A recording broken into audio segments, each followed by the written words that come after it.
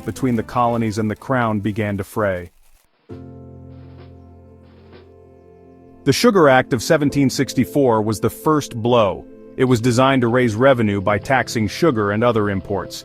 The colonists protested, arguing that they should not be taxed without representation in Parliament. The cry of "no taxation without representation" echoed through the colonies. It became a rallying cry, uniting colonists from different backgrounds and social classes. The Stamp Act of 1765 was a direct tax on printed materials. Every newspaper, legal document, and even playing cards required a stamp purchased from British authorities. This ignited a firestorm of protest. Colonists boycotted British goods, formed secret societies like the Sons of Liberty, and intimidated tax collectors.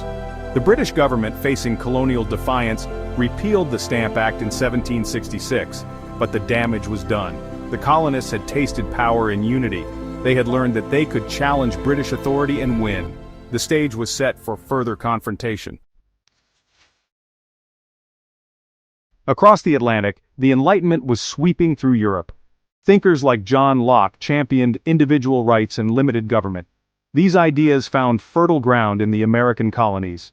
Colonial leaders, influenced by these ideals, began to question the legitimacy of British rule.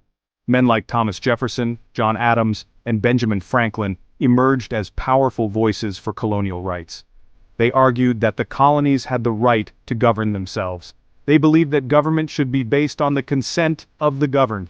Pamphlets and essays circulated widely, spreading Enlightenment ideas and fueling the growing movement for independence.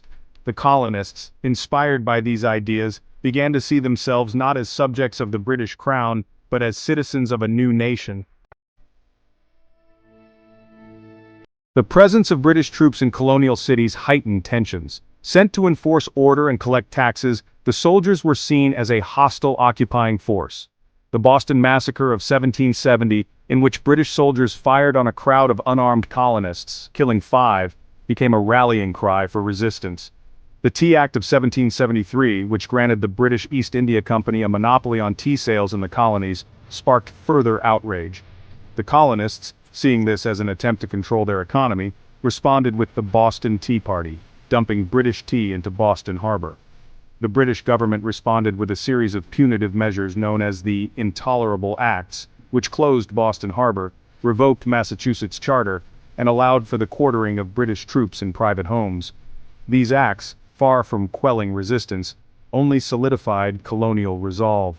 The colonies were on a collision course with the most powerful empire on earth. The stage was set for a revolution. In the quiet towns of Massachusetts, whispers of rebellion turned into shouts. Secret meetings were held, militias were formed, and plans were laid. The shot heard round the world was about to be fired.